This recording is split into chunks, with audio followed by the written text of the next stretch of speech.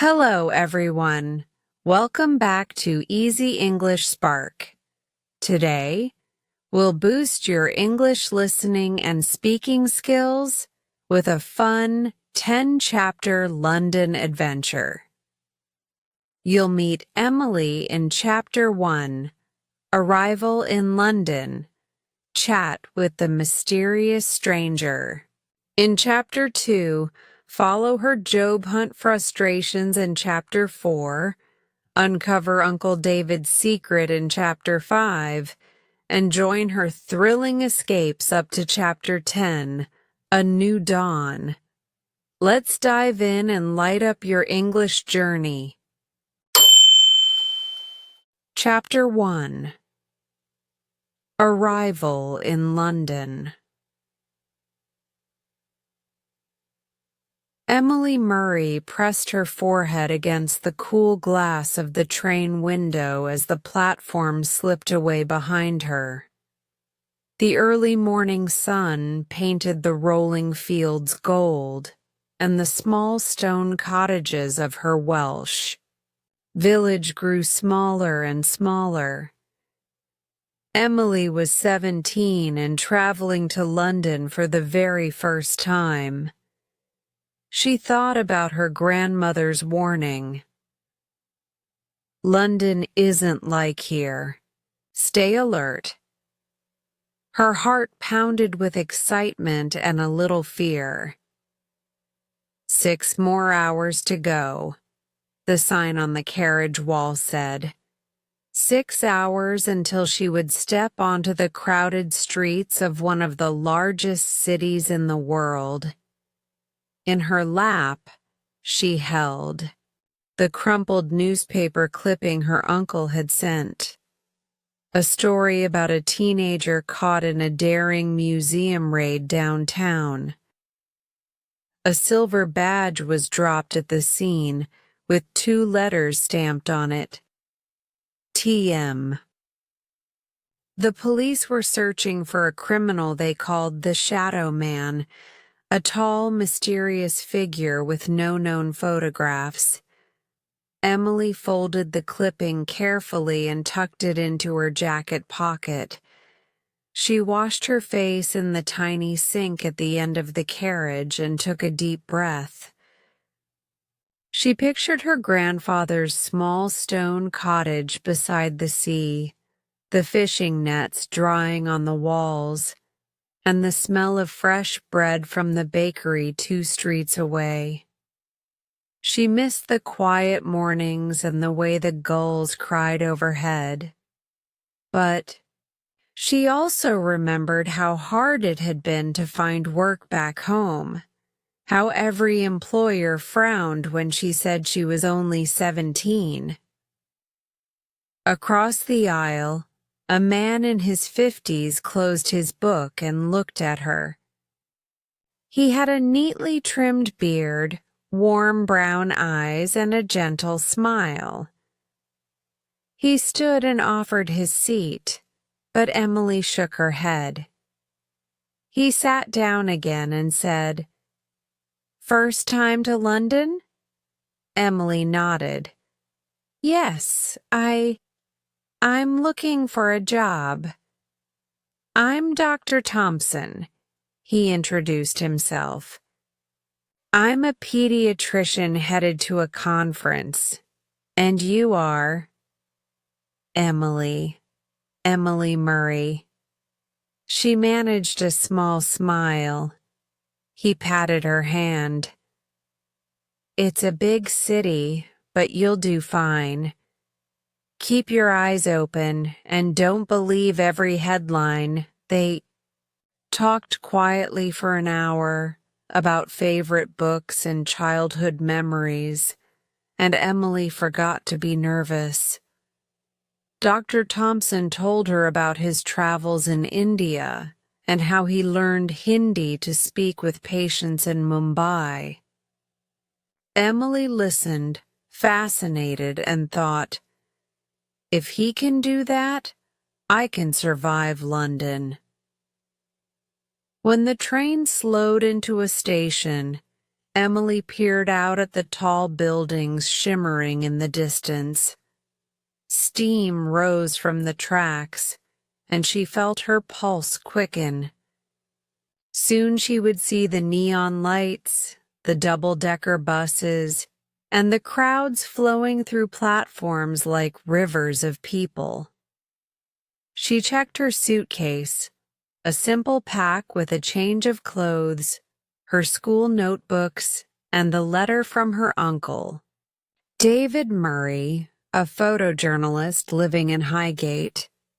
He had promised she could stay with him and his son, Leo, while she found her own way. As the train pulled into King's Cross, Dr. Thompson rose and adjusted his briefcase. "Here we are," he said softly.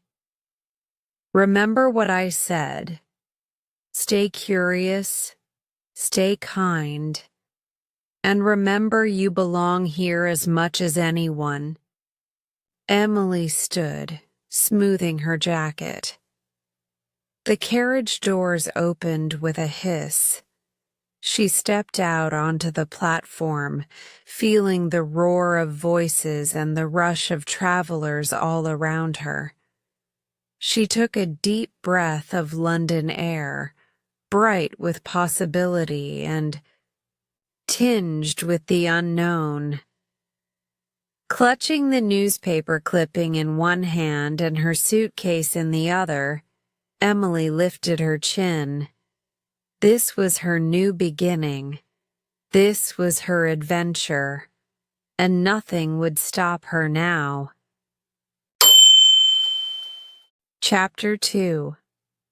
The Man with the Notebook.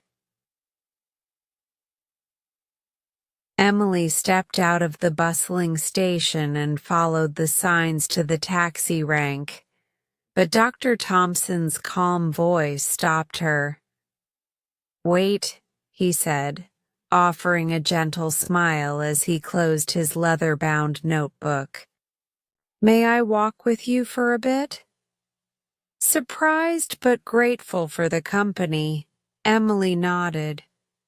Together they emerged into the early afternoon sunlight, where a steady stream of passengers hurried past. The air smelled faintly of exhaust and roasted chestnuts from a nearby vendor cart. Dr. Thompson adjusted his satchel and glanced at Emily's face. "You seem thoughtful," he observed. "London can overwhelm at first." Emily bit her lip. "It's a lot. My cousin Leo is supposed to meet me, but the crowds nearly swallowed me." Dr. Thompson chuckled softly. "City life takes getting used to." He pointed down a side street. "Why not take a shortcut? There's a quieter path through Regent's Arcade."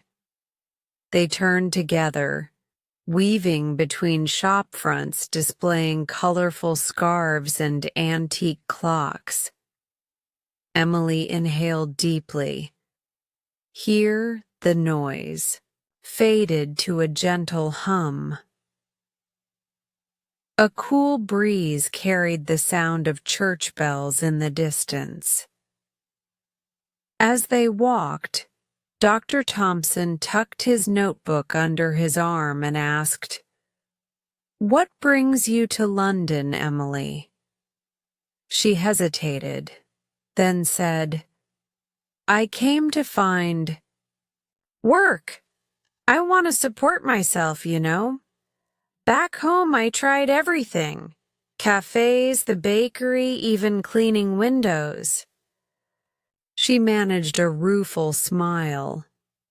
"No one would hire a teenager."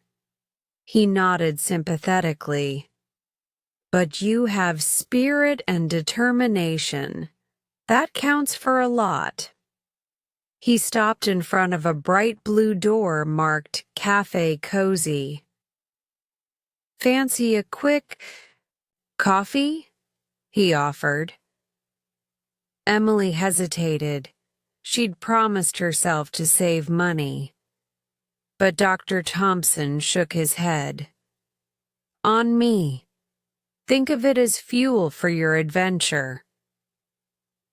Inside, the cafe was warm and fragrant. Soft jazz played over the tinny speakers, and the barista hummed to himself while steaming milk. Dr. Thompson ordered 2 flat whites and a plain raisin scone. They settled at a small wooden table by the window. Emily wrapped her hands around the warm cup. It's nice to sit, she said. Thank you. Dr. Thompson leaned forward, resting his notebook on the table. He tapped the cover. This book has been my companion on many journeys. It's a collection of short detective stories from the 1920s. I read it whenever I need perspective. He flipped it open and showed her the first page, its edges dog-eared. Curious, Emily asked, which story is your favorite? He paused, thoughtfully. There's one called The Midnight Orchard. A clever thief uses the cover of a thunderstorm to steal jewels.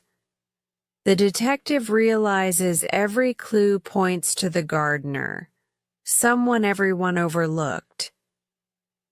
He closed the book with a soft thud.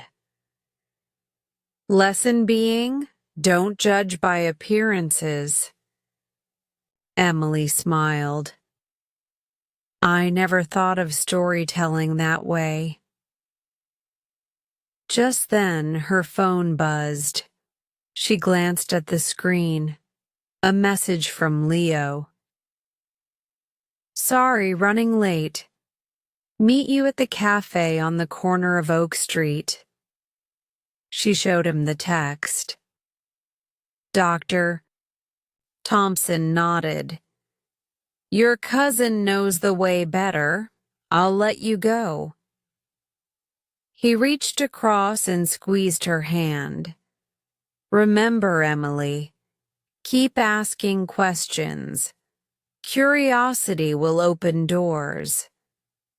They left the cafe together.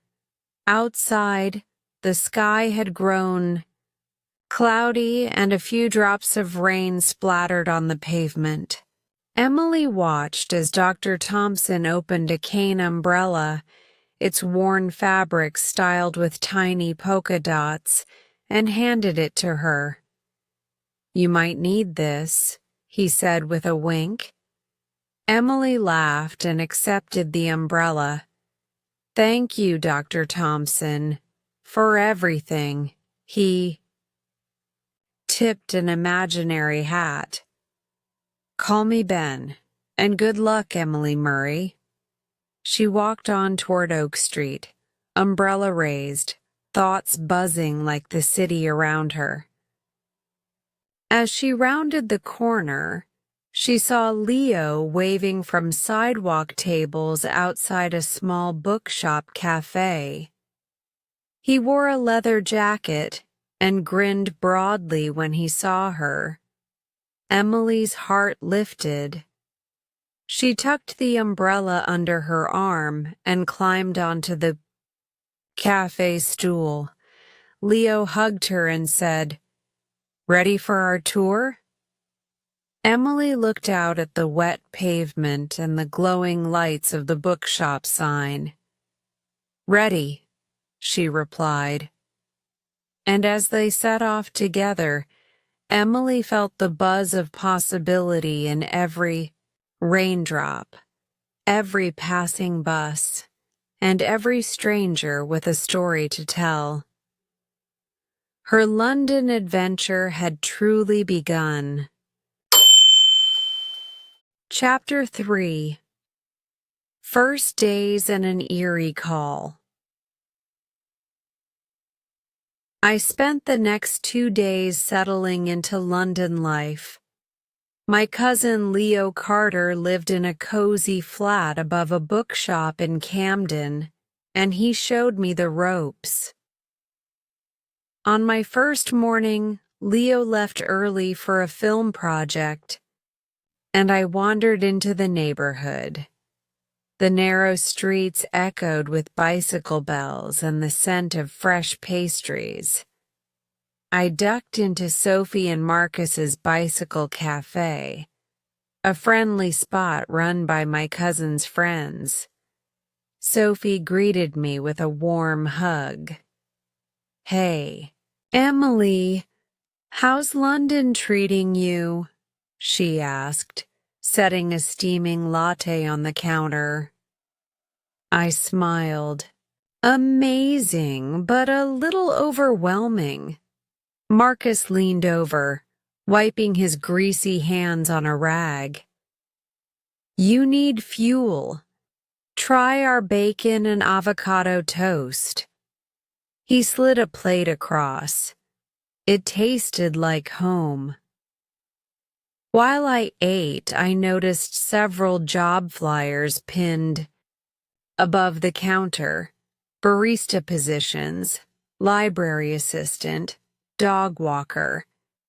I snapped photos with my phone. "I'll apply right after this." Sophie nodded.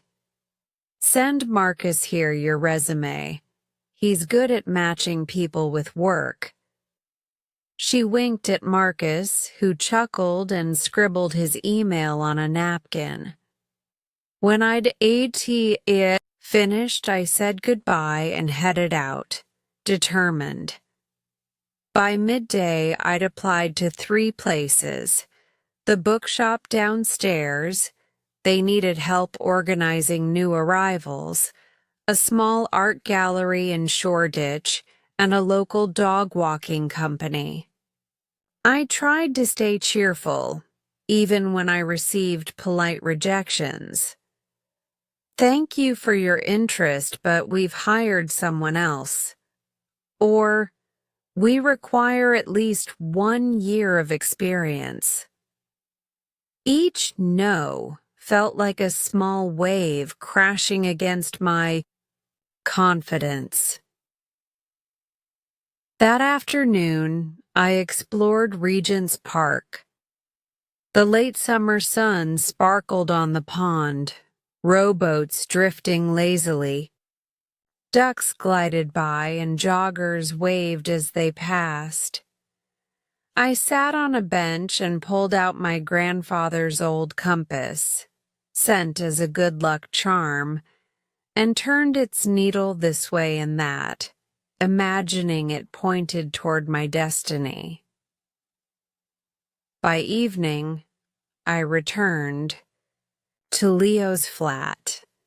The shelves were lined with vintage cameras and travel books.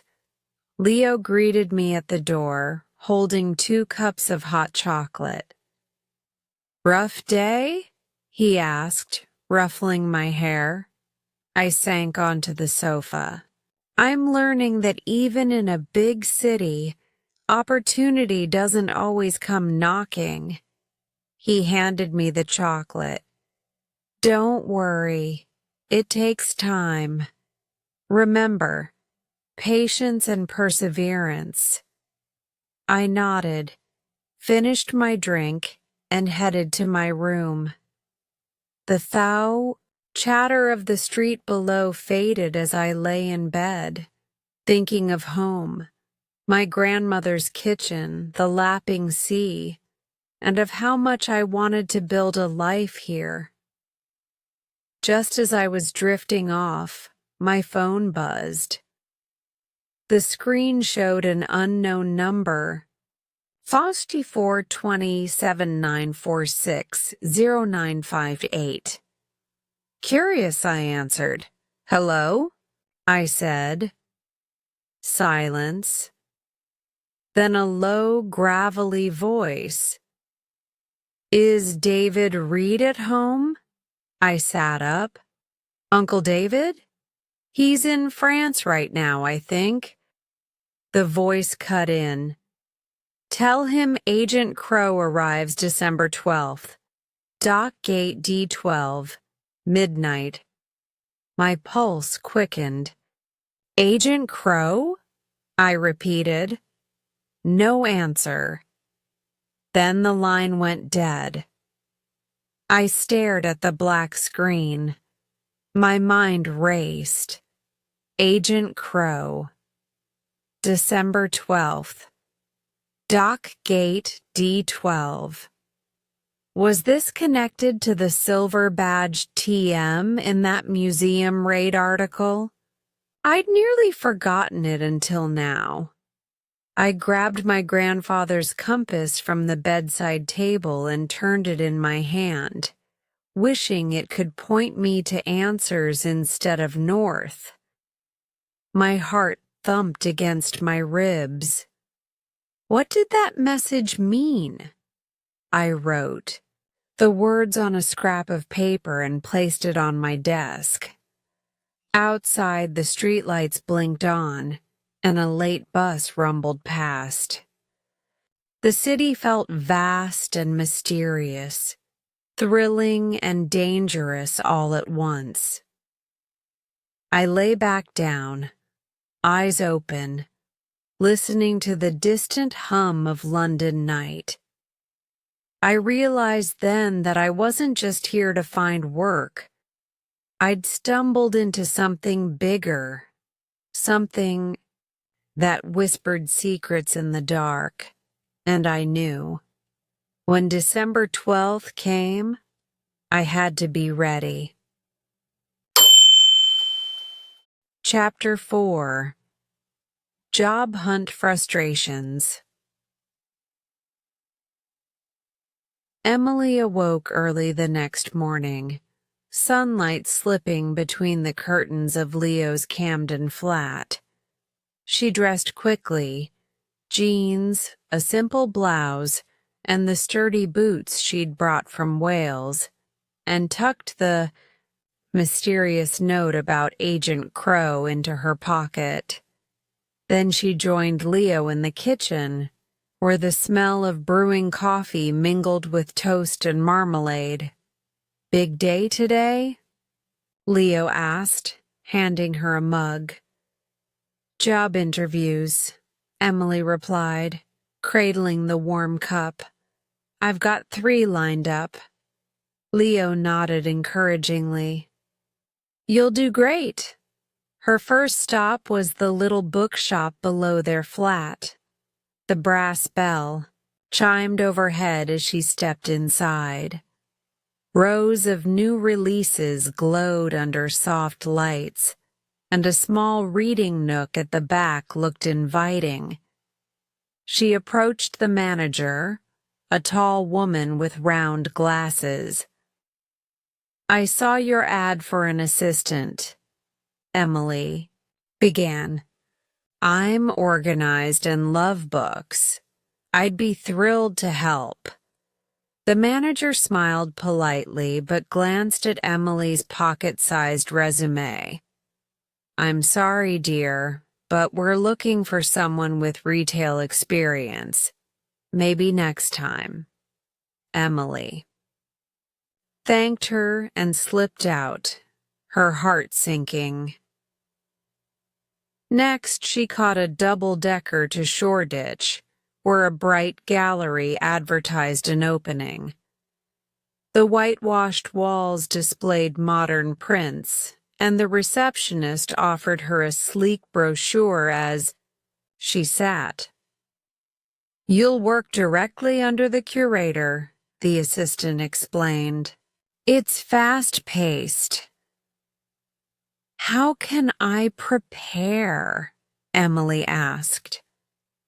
We require at least 1 year in an art environment, the assistant said gently. Thank you for coming. Emily left with her head held high, though her shoulders felt heavy. By mid-afternoon, she found herself outside Sophie and Marcus's bicycle cafe. Warm light spilled onto the pavement, and the soft hiss of the espresso machine beckoned. Sophie greeted her with a hug. "Hey, job seeker. How's it going?" Emily shook her head. Still no luck. Marcus appeared behind the counter, wiping grease from his hands. "We need someone to help with paperwork and light repairs. Want to give it a shot?" Her eyes widened. "But I'm only 17. Sophie pressed a hand to her chest. "Age isn't everything. You've got heart and smarts." Emily laughed nervously as Marcus pulled down a blank application form. She filled in her details, experience fixing, her grandfather's old bicycle, her school leadership role, and handed it back. "We'll be in touch," Marcus said, and Sophie squeezed Emily's arm. Emily stepped back into the street, heart fluttering with hope. She paused, checked her phone, no messages yet, and resumed her walk toward Regent's Park. The late summer air was warm, but Emily felt a chill. Inside the park, she found a bench beneath a willow tree and stared at her phone's blank screen. A flock of pigeons stirred at her feet, pecking at scattered crumbs. She closed her eyes and took a deep breath, telling herself to be patient. That evening, she returned to Camden and reviewed the day's rejections. 3 no's, and not yet a single maybe.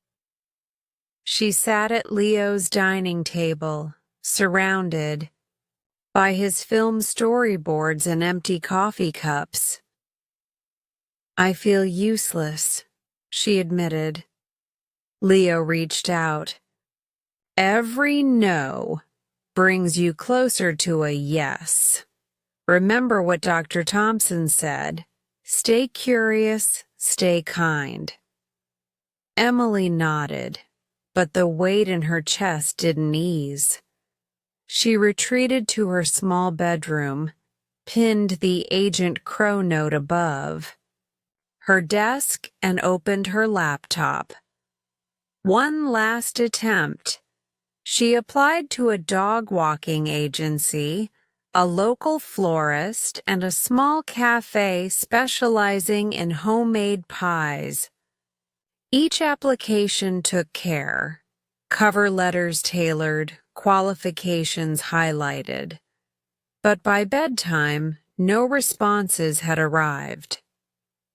The next morning, she woke to 3 emails, 2 polite rejections, and one that read, "We'd love to meet you in person.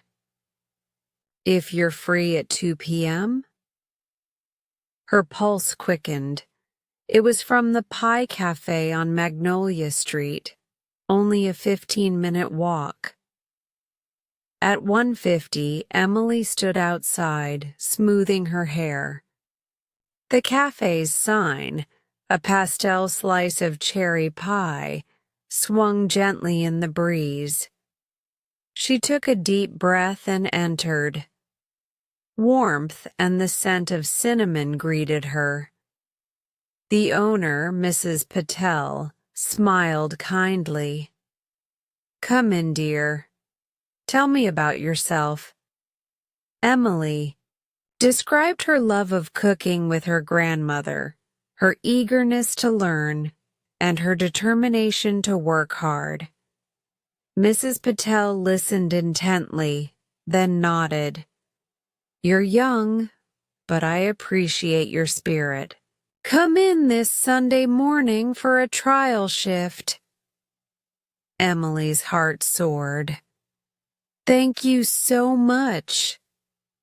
As she stepped back into the street, sun breaking through clouds overhead, Emily realized that perseverance could pay off. One door had cracked open, at last. Clutching the Pie Cafe's address in her hand, she walked toward home, hope renewed. The job hunt was still hard, but now she had a glimmer of success and the courage to keep going. Chapter 5. Uncle David's Secret. I arrived at Uncle David's flat on Cranley Avenue just as the late afternoon light turned golden. The narrow street was lined with tall Victorian houses, their brick walls warm in the sun. I stood on the doorstep for a moment, heart beating fast, then knocked. The door swung open, and there he was, my Uncle David Reed, looking slimmer and more serious than the last time I'd seen him. He wore a worn leather jacket streaked with paint splatters and held a battered messenger bag over one shoulder. His curly hair was too long for his face, and his sharp eyes softened when he saw me. "Emily!" he exclaimed, pulling me into a quick hug. "Welcome to Highgate." I stepped inside and took off my shoes. The flat smelled of fresh coffee and old books. On the walls hung framed photographs of dusty streets in Morocco, a fisherman pulling in nets in Vietnam, and smiling faces at protests in Cairo. A large world map dominated one wall, pinned with colored flags and tiny notes in Uncle David's handwriting. "Come in," he said, leading me down a short hallway into the living room. A battered armchair sat beside a small wood stove, and stacks of newspapers lay on a low table. Near the window stood a tall bookcase, its shelves overflowing with photo albums and leather-bound journals. "I missed you," I said softly, placing my suitcase by the door. He offered me a mug of dark roast coffee and sat opposite me. "I missed you too. How's London treating you so far?" I hesitated, then reached into my pocket and pulled out the scrap of paper with the words, "Agent Crow arrives December 12th. Dock Gate D12, midnight." Uncle David's face changed at once. His normally steady blue eyes flickered with concern. "Where did you get this?" he asked quietly. "A mysterious call," I explained. "Someone asked if you were home, then told me to give you this message." He set down his coffee and leaned forward. "Read that again." I did. "Agent Crow arrives December 12th. Dock Gate D12, midnight." Uncle David rubbed his temples and closed his eyes. When he opened them, he looked grave. "Agent Crow, that's an old code name from my days with the International Press Corps." My heart thumped. "What does it mean?" He stood and walked to his study, a small room off the living area. The door was ajar, and I followed him inside. The walls were lined with metal trunks and wooden crates. A heavy oak desk stood in the center littered with camera lenses, notebooks, and maps folded into precise squares. On the desk lay a large black folder stamped confidential in white letters. Uncle David picked up the folder and blew off a light layer of dust. I haven't opened this since, well, some things are better left forgotten. He removed the clasp and lifted out its contents: faded photographs, coded dispatches, and a printed report on a stolen medallion. At the bottom lay a single sheet marked Agent Crow. I watched as he spread the photos on the desk. One showed a dark warehouse with rows of shipping containers. Another was a blurry shot of a tall figure draped in a trench coat, face hidden in shadow. The medallion, a round gold disc engraved with a spiral pattern, lay nestled on red velvet in a third picture. My team and I were tracking an international ring trafficking in stolen artifacts, Uncle David said. His voice was low. They called their leader Agent Crow because he was elusive, like a crow flying at night. This medallion was the ring's most prized possession. Why bring it here? I asked. He sighed and ran a hand over his hair.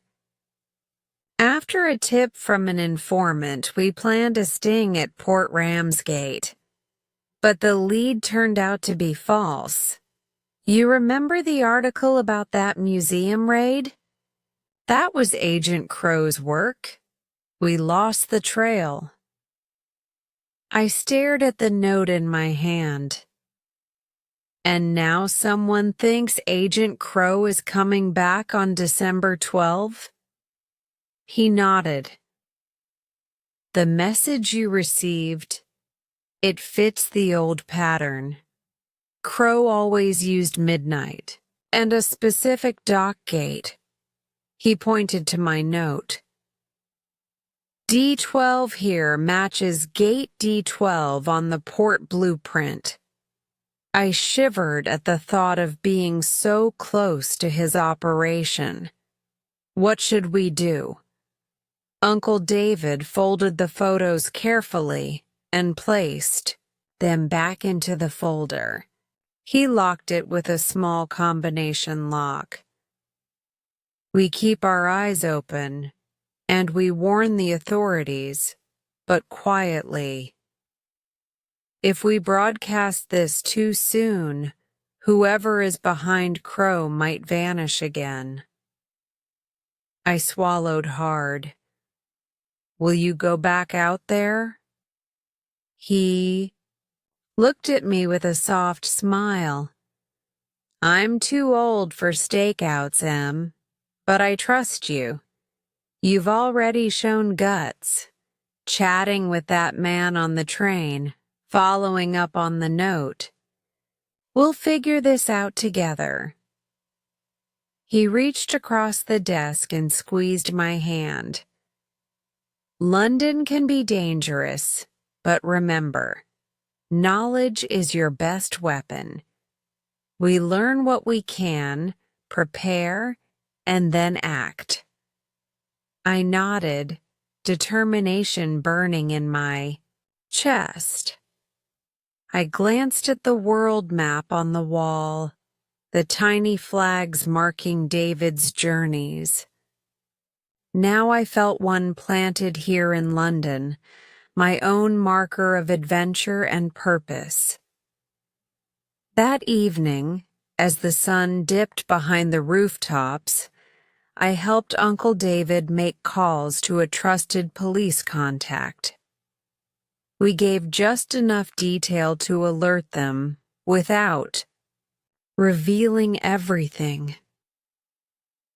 By the time I went to bed, my mind buzzed with possibilities and plans. Uncle David's secret was out now, and I knew that December 12th could change everything, for better or worse. But I also knew I had allies in this city, allies who believed in me. And so, with a deep breath, I drifted off to sleep, ready for whatever came next. Chapter 6. The Mysterious Message. I woke before dawn, my heart drumming as a thin layer of frost glazed the window of Leo's flat. The scrap of paper about Agent Crow, Port Ramsgate, Aurora, Dock Gate D12, midnight, lay on my desk like a promise of danger. I dressed in layers, dark jeans, a thermal top, my grandfather's old wool sweater, and sturdy boots. Slipping the note into my pocket, I crept downstairs to find Leo already waiting by the door, backpack slung over one shoulder. "Morning," he whispered, voice hushed with excitement. "Ready for our first stakeout?" I nodded, though my stomach churned. "Let's go." Outside, the air bit at our cheeks. We met Uncle David at a quiet cafe near King's Cross, where he slid into the booth across from us, clutching 2 steaming teas. "Got your message," he said softly, glancing at C, the note I pressed into his hand. "This is from the shipping company's schedule, dated 2 years ago. They used the ship name Aurora back then, but Gate D12 still exists." He sipped his tea. "It's a long shot, but someone may be repeating the code." Leo pulled out his tablet. I mapped the harbor. Gate D12 is on the eastern pier. Security is lighter there at night. We could hide behind Container Yard 3, then watch for any unusual cargo movements. Uncle David nodded. "Be careful. Use your phone sparingly. No. Calls once you're on site. If you see the tall figure, get a good look, but don't get too close." We drank our tea and made a final plan. Meet at 9 p.m. on the south side of the Thames, near Battersea Park, where a night bus runs directly to Ramsgate. Then we'd transfer to a regional train, arriving just before midnight. All day, I carried a knot of nerves in my chest. I paced the flat, checked the note again, memorized the gate number. By late afternoon, I received a text from the pie cafe where I'd started working. "Emily, can you cover the Saturday morning shift? I've got flu." A pang of guilt hit me. Missing a shift could ruin my chance at that job, but the message from my uncle was too important. I texted back, "Sorry, can't. Family emergency." At 7 p.m., Leo appeared with 2 travel mugs filled with hot chocolate. We said goodbye to Uncle David, who promised to watch our backs from London, and set out into the gathering dusk. The eye. City lights blurred past as we boarded the bus, sidestepping tourists and late shoppers. 2 hours later, we stood on the platform at Ramsgate Station. breaths fogging in the lantern light. A single carriage from the regional line waited on the tracks.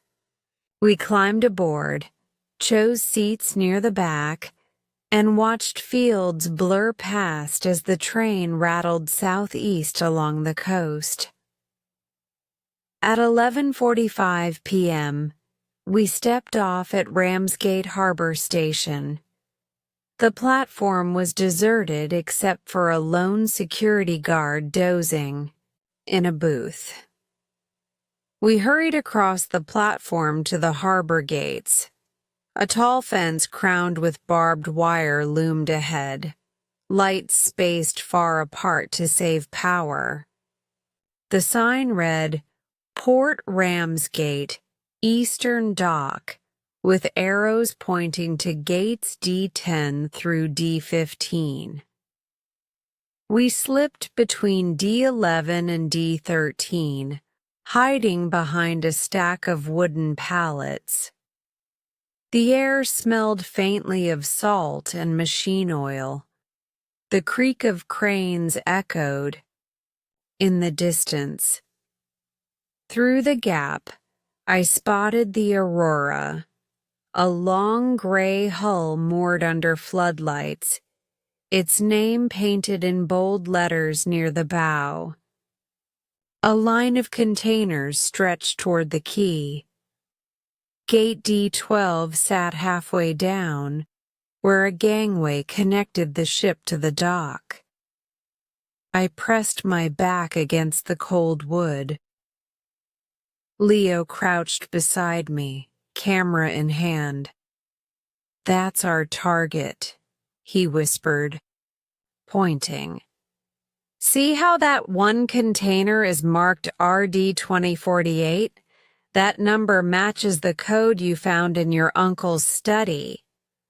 My heart pounded. "They've already unloaded it?" I asked, voice trembling. "Looks like it," Leo said, focusing his lens.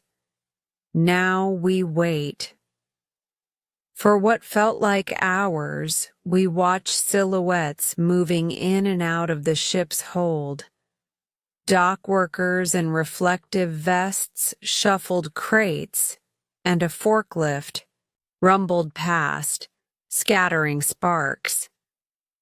At one point, a tall figure emerged under the gangway's light, over 2 meters tall, clad in a dark trench coat, hat pulled low.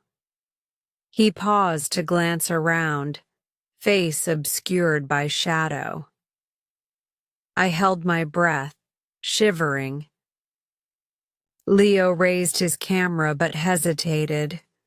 "We need more light," he murmured. "Wait for him to move." The tall man stepped toward a waiting van. He reached inside his coat, produced a small velvet pouch, and handed it to another figure in plain clothes. In the glow of a lantern, I glimpsed the medallion's spiral glimmer as it exchanged hands. My blood froze. It was the same spiral pattern from Uncle David's photos. I snapped a picture, lens clicking too loudly in the stillness. The tall man looked up, his gaze flicking in our direction. My pulse leapt. I feared he'd spotted us. But then a horn sounded. The train back to London was leaving. Leo tugged my arm. "Time to go," he hissed. We scrambled back behind the pallets and sprinted along the dockside, hearts hammering. The tall man and his associate lifted their heads, searching for the sound's source, but the night swallowed our footsteps. As we slipped out through gate D11 and onto the deserted road, I could hardly believe what I'd seen. The medallion, the figures, the proof that Agent Crow, or someone using his name, was active again. I clutched Leo's hand. "We have what we need," I whispered. He nodded, breathless. "Let's get this to Scotland Yard." We ran toward the station, the promise of future danger and justice pulsing in our veins. December 12th was no longer a date on a note. It was a countdown to something far bigger than any of us had imagined.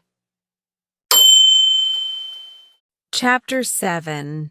At the Docks. I slipped out of the shadow of Gate D11 and into the chill night air with Leo at my side. Our lungs burned as we sprinted toward the empty road, but adrenaline drove us on. Through the floodlit yard, we could just make out the container we'd spotted on the Aurora, its side stenciled with bold white letters, RD 2048. "Over here," Leo hissed, pointing to a dark Ford Transit van idling by the quay wall. Two dock workers, bundled against the cold in orange coveralls, wheeled the container aboard and chained it securely to the van's platform. The engine rumbled. They climbed in, and the headlights swept the yard before fading down the road. "Toward the A299. Let's go," Leo said. I nodded, heart pounding. Tailing the truck. We ducked behind a stack of pallets until the van pulled away. I fumbled with my smartphone's GPS app. It barely had signal out here. Then switched to paper. Uncle David's hand-drawn map of the goods route. The van would follow the seaside highway north, then cross the bridge toward London. We crept along the perimeter fence until we found a gap in the barbed wire. Slipping through, we reached the quiet road just in time to see the van's taillights vanish around a bend. I dropped to my knees and scanned the asphalt. Fresh tire tracks gleamed in the damp concrete. Leo took photos with his phone. "We'll follow these," he whispered.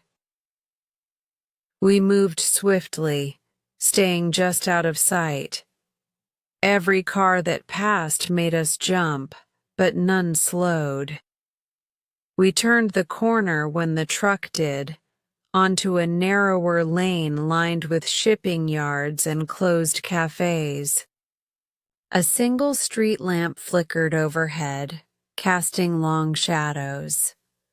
The midnight chase. After 10 minutes, we caught sight of the van again, pulling onto the M2 toward London. Leo jumped on his rented e-bike. I hung back only a moment before hopping onto mine. The engines roared down the highway as we pedaled hard in the van's slipstream. My legs burned, but I forced myself to keep pace. A sudden roar passed us. A freight train thundered by on elevated tracks, drowning out everything. When the last carriage rumbled past, Leo and I stood panting. "We lost them," he panted, checking the road ahead. I peered around. No sign of the van. My chest tightened. Then, headlights in the distance swept across our path. That had to be them. We raced on, entering the docklands. 15 minutes later, The road spat us out onto a two-lane bridge over the Thames. Below, the river reflected the glow of sodium lights. Ahead, the skyline of Canary Wharf loomed, its glass towers dark at this hour. Leo pointed. They turned, left onto Dockside Road. Come on! We wheeled under the bridge pillars and followed the van as it threaded between container stacks and shuttered warehouses. The air smelled of salt and diesel. Out here, every loading bay was closed for the night, except one. The van slowed beside a corrugated steel door marked Dock 17-4, casing the site. We pulled our bikes under a parked forklift and stepped into shadow. The van's door clanged open. A burly man in a wool cap climbed out, lit a cigarette, and knocked on the roller door.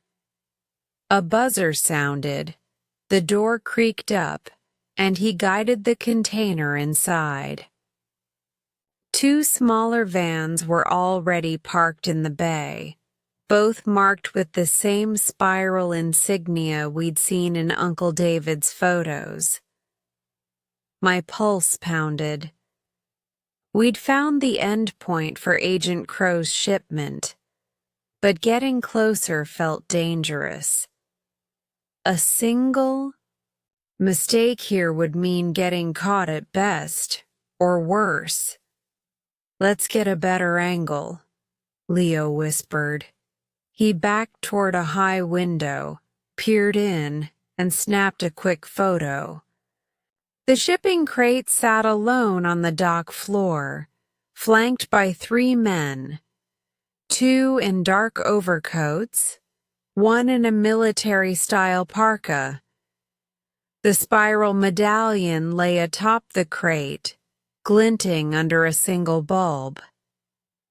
A close call. A sudden shout behind us froze me to the spot. Oi! What are you lot doing? A security guard burst from a side office, flashlight cutting through the gloom. He spotted us. Get back here! Leo grabbed my arm. Run! We darted past stacks of pallets, bikes clattering. Behind us, the guard's footsteps pounded our heels. I risked a glance and saw him raise his baton. Fear exploded in my chest. We barreled out through a service gate and into the lane, bikes skidding on gravel. The guard slammed after us, shouting into his radio. I forced my legs to speed up. Above us, cranes loomed like silent watchers. The narrow escape. Just as the guard's shouts grew louder, I saw a narrow pedestrian tunnel under the dock bridge, a rusted gate ajar. This way, I yelled, veering off. We crashed through the tunnel into the next yard, panting and covered in dust. The guard's torchlight faded behind us. I looked at Leo, wide-eyed and gasping. He checked his camera. We got everything, he panted. I nodded. We'd risked everything, and we'd succeeded. We mounted our bikes and pedaled away from the docklands as fast as we dared, following a backroad map that led past silent shipping containers until the city lights of East London glowed ahead. The time we reached the safety of a late-night cafe in Shoreditch, dawn was just brushing the sky. We slid onto stools, trembling and exhilarated, clutching cups of hot tea. "We're close," Leo whispered, voice trembling with excitement. "Next stop, Scotland Yard." I sipped my tea, stared out at the gray morning light. The docks had tested us, but we'd made it through. Now, armed with proof, we were ready for the next big move, bringing Agent Crow's network into the light. Chapter 8: The Warehouse Showdown. I approached the warehouse with my heart hammering so loudly I was sure the guards inside would hear it. The broken windows and rusted metal doors loomed like the maw of some mechanical beast. Leo nudged me from behind, and I slipped under a low section of fence, crunching on broken glass. He followed, camera in hand, and we crouched behind a stack of wooden crates. Through a jagged window pane, I could see the container, RD 2048, sitting alone in the center of the cavernous room. Above it, a single bare bulb swung on a chain, casting harsh yellow light and long dancing shadows. The spiral medallion was draped over the top of the crate, glinting like a fallen sun. 3 men stood near the container. 2 wore dark overcoats. The tallest had broad shoulders and a high collar pulled up against the cold. The third, shorter man in a leather jacket, fiddled with the crate's locks, his breath misting in the air. I pressed my back to the cold, brick wall and whispered to Leo, "We need a clear shot of the medallion, now." He lifted his camera and trained it on the scene. I counted the seconds, waiting for the shot that would prove Agent Crow's operation once and for all. But fate intervened. The shorter man glanced toward the window and squinted. His head tipped up, and our eyes met for a heartbeat. My blood froze. "Did you hear something?" he asked, voice low and gravelly. He moved toward the window as the other 2 watched the locks. My stomach twisted. If he found us, we'd lose our only evidence, and we might not make it out alive. Leo pointed toward a side door. I'd noticed it on the way in, a narrow exit barely visible behind a forklift. I tugged his sleeve. "Now!" We bolted from the crates and dashed toward the door. Inside, the guard in front of the container spun around, shouting, "Stop them!" He kicked away a wooden pallet as we slipped through the door and into a side corridor dimly lit by emergency lights. The echoes of shouting and running boots followed us. We hurried down the corridor, turning a corner and finding ourselves in a small storage alcove piled with empty oil drums. I pressed my forehead against the cold steel of a barrel and took a deep breath. Leo stood beside me, panting, camera still slung around his neck. We dared to peer around the drums. 3 guards emerged at the other end of the corridor, flashlights slicing through the gloom. They moved slowly, sweeping their beams across the walls. My pulse slammed in my ears. Sweat glistened on my brow. If they split up, we'd be trapped. I pressed a hand to Leo's arm and pointed upward. A narrow catwalk ran above us, reachable by a ladder we'd passed just moments ago. Quietly, we slipped along the wall to the ladder and began to climb. The metal rung creaked beneath my boot, but I couldn't stop now. At the top, we crouched on the catwalk, hidden above the guards' searchlights. Through a high window, I could see the docks beyond and the glow of the city. Leo set his camera to infrared and captured the guards pacing below, their shadows long and distorted.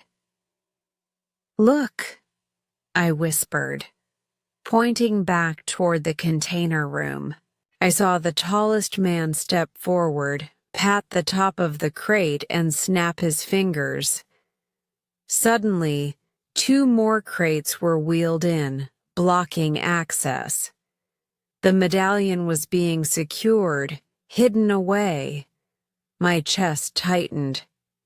We had to act. If we lost that container again, we'd never get another chance. "Let's go down," Leo hissed. "We can grab the medallion and bolt." I shook my head. "Too dangerous, but I know where they're taking it next." Uncle David's map showed a secondary storage facility here in East London. Tomorrow night we stake that out. He looked at me, eyes wide. "You're right." He packed his camera away. We climbed down silently, retracing our steps along the catwalk and back into the corridor. The guard's flashlight swept past the ladder's shadow but didn't catch us. My legs trembled as I descended the last rungs. Back, outside the warehouse, Leo and I paused under the cold night sky. Our breath was visible in small puffs, and the sounds of the city hummed in the distance. We'd risked everything and lived to tell the tale, but we hadn't yet secured the proof we needed. I pulled the note from my pocket. "Secondary warehouse, Cranford Road, Dock 5.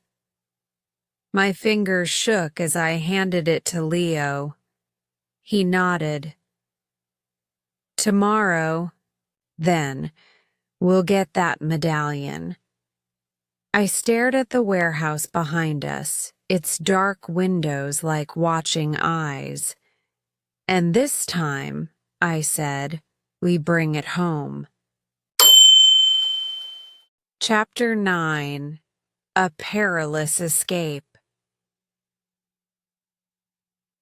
I barely had time to catch my breath before the shouts behind us turned into pounding footsteps. 2 of Agent Crow's guards burst out of the warehouse doors, rifles in hand and lanterns swinging wildly. Leo grabbed my arm. "We need to move, now." We sprinted across the gravel yard, boots skidding on loose stones. Above us, the night sky was ink black, but a thin crescent moon offered just enough light to reveal our path toward the fire escape ladder clinging to the warehouse wall. I hauled myself up the rungs as fast as I could, my muscles burning, and Leo followed close behind, camera bag thumping against his back. At the top, we crept along the narrow metal walkway, hugging the building's side. I steadied myself when a loose plank creaked, my heart in my throat. Below, the guards fanned out, searching the perimeter. One lifted his lantern and swept it under our walkway. I crouched low, barely daring to breathe, until the light passed. Overhead and the sound of boots receded. "Clear," Leo whispered, voice trembling. We edged to the next corner and dropped down beside an old loading dock. The city lights glinted from the river beyond, and I could hear the muffled roar of traffic on the nearby highway. Behind us, sirens began to wail. Either someone called for backup, or our pursuers radioed for reinforcements. Either way, we couldn't linger. Leo pointed to a battered motorcycle parked near the dock entrance. It was the same bike he'd borrowed from his film set crew, bright red and too loud for stealth, but our only chance. I checked his leg. He'd twisted his ankle earlier, but insisted he was fine. "Can you ride?" I asked. He winced. "Only if you start it for me." He nodded toward the handlebars. I swung my leg over the seat and clicked the ignition. The engine sputtered, then roared to life. Instantly, I heard guards' footsteps echoing across the yard. "Go!" I shouted. Leo hopped on behind me, clutching the camera case to his chest. I twisted the throttle, and the bike leaped forward. Gravel sprayed behind us as we sped across the yard, narrowly missing a stack of shipping pallets. I skidded around the corner onto the highway entrance ramp. Behind us, the guards poured through the warehouse doors, shouting orders and firing a warning shot into the air. The bullet whizzed past my helmet. My ears rang as I leaned into the turn, pushing the bike faster. Traffic roared past. Passing cars honked their horns in surprise. I zigzagged between lanes, watching the guards leap onto a second motorcycle and a small Jeep. The night air rushed past my face, cold and sharp. Leo held on tight, his knuckles white. "Left up here," he shouted, pointing to a narrow exit, ramp leading to a side street beneath an overpass. I swerved onto it, tires screeching. The Jeep followed, its headlights glaring through the rain-slick pavement. The road narrowed under the bridge, littered with broken concrete and puddles reflecting. Yellow streetlights. I kicked the bike into a lower gear and ducked as low as I could, heart pounding. The Jeep's engine growled behind us, gaining ground. At the far end of the underpass, a set of bollards blocked the road. Heavy metal posts spaced just wide enough for a motorcycle but too tight for the Jeep. I aimed for the gap and shot through. The Jeep barreled into the bollards with a screech of twisted metal and ground to a halt. I glanced back. The guards cursed as they climbed out, abandoning their vehicle. "Keep going," Leo urged, and I accelerated onto a parallel street. We left the guarded docklands far behind, weaving through deserted industrial alleys. I could hear sirens echoing off the warehouse walls, but each turn put more distance between us and the danger. Finally, We burst out onto a main road lit by neon signs. The wail of police sirens grew louder, and red and blue lights flashed behind us. My pulse raced. Were those police chasing us? I gripped the handlebars tighter. A patrol car flew past, lights flicking off as it sped toward the broken-down Jeep. I breathed a sigh of relief. Those sirens weren't for us. Leo tapped my shoulder. There, coffee shop. Let's hide inside. I pulled into the glass-fronted cafe, threw the kickstand down, and we tumbled in, dripping and out of breath. The barista, a startled young woman in an apron, stared at our muddy boots and soaked jackets. Are you okay? She stammered. I shook my head, eyes still wide. We need water, please. Leo clutched the camera case to his chest as if it contained our lives. As the barista filled 2 mugs with hot water, I sank onto a stool and wrapped my hands around the steaming cup. My legs trembled so badly I almost spilled it. Leo sat beside me, unwrapping the camera case and tapping at the screen. We got it, he whispered. Photos of the medallion, the guards, everything. I managed a shaky smile, stroking my damp hair out of my face. We survived. He nodded, eyes gleaming, with relief and excitement. This is the proof Scotland Yard needs. We sat in silence for a moment, sipping our water and letting the adrenaline drain away.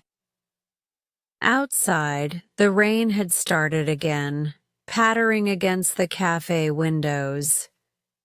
Inside, the memory of roaring engines and gunshots felt like a distant dream.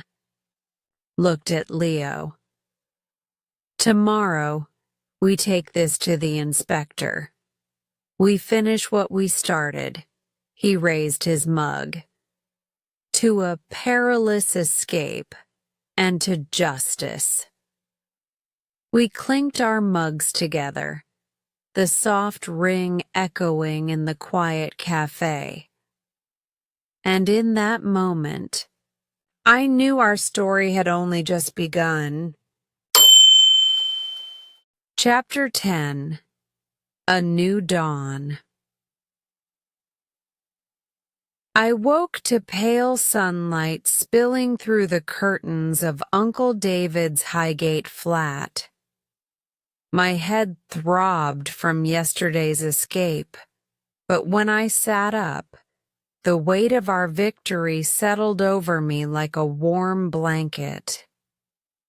On the coffee table lay Leo's camera case, slightly scuffed, but intact. Downstairs, I found Leo and Uncle David leaning over Leo's laptop. The screen showed a series of grainy but unmistakable photographs. The spiral medallion glinting under the warehouse lights, the tall figure in the trench coat, and the 2 overcoated men moving the container. Scotland Yard's inspector, Eleanor Lang, had called during the night and asked to review every image. Emily, Uncle David said, his voice soft but proud. They want us at New Scotland Yard this morning. My heart soared. This was it. The moment our hard work would pay off. I nodded, swallowing nerves and excitement, preparing for the hearing. I spent the next hour ironing my blouse and brushing my hair into a neat ponytail. Leo donned his best jacket, still a bit dusty from the docks. Uncle David packed 3 printouts of the photos, each annotated with timestamps and location details. He checked his watch. We need to leave in 10 minutes to make the 9:15 train.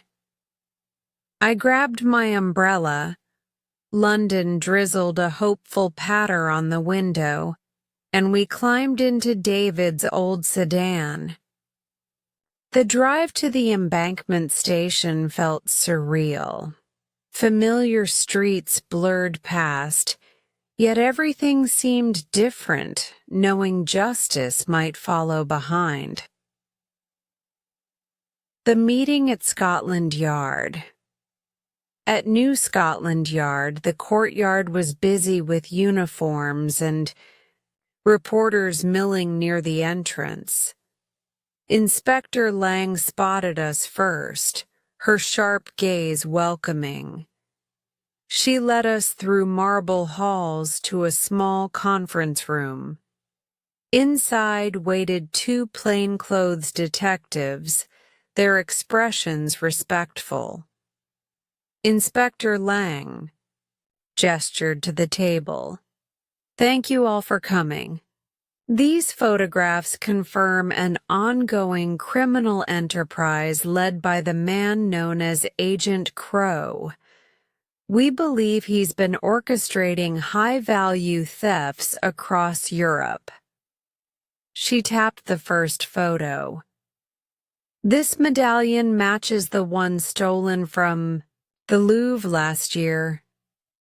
Leo handed over the annotated printouts.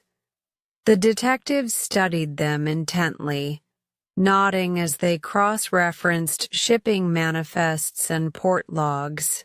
I sat quietly, fielding quick questions. The date and time we were at the warehouse, how we avoided detection, and where we'd captured each shot. After 30 minutes, Inspector Lang stood and smiled. Your evidence is invaluable. We're opening an international warrant for Agent Crow's arrest. We'll protect your identities. In this room, your names are known, but beyond it, you're anonymous sources. A wave of relief and pride washed over me. Leo and I exchanged a quick glance, eyes shining. A walk through London. Stepping back into the gray morning, the city felt brighter somehow. We decided to wind down with a walk along the Thames. Rain had paused, and the water shimmered silver under a clearing sky. Leo snapped a photo of me by the railings, the Houses of Parliament rising in the distance. I still can't believe we did it, Leo said, tucking his camera away. I smiled. We believed we could. Uncle David joined us, his arm around my shoulders. You two have courage beyond your years. London just got a little safer because of you. New beginnings. That afternoon, Emily Murray wasn't just a young job seeker. I was a part of something bigger. My phone buzzed with messages. The Pie Cafe confirming my Sunday morning shift. Sophie asking me to join a community film project, and Inspector Lang sending a brief note of thanks. I paused outside a small bookshop, once again where my journey partly began. The bell chimed as I stepped inside, and the manager greeted me by name. I hear congratulations are in order. She smiled. Anytime you'd like to help organize a special exhibit on investigative journalism, let me know. My heart fluttered. I'd love that. Looking ahead. That evening, back in my room, I placed the spiral medallion's photo on my desk beside my grandfather's compass. I traced its delicate engraving with a fingertip. Tomorrow, I'd return to the garage internship, learn more about engines and mechanics, and keep building my life here. But tonight, I allowed myself a moment of stillness, proud of how far I'd come from a small Welsh village to New Scotland Yard. The next chapter of my life would be just as adventurous, though perhaps less dangerous. I'd hone my skills, chase new dreams, and remember always that courage can come from the most unexpected places. As the first stars blinked through the London twilight, I whispered to myself, "A new dawn indeed." And with that thought, I closed my eyes, ready for whatever tomorrow would bring. Great work today. Every moment you spend practicing brings you closer to mastering your English listening and speaking skills. Remember, progress comes with patience and consistency. If this story inspired you or helped you in your learning journey, don't forget to like, share, and subscribe to Easy English Spark channel for more lessons and stories. Keep listening, keep speaking, and keep believing in your growth. I'll see you in the next video. Take care and keep shining.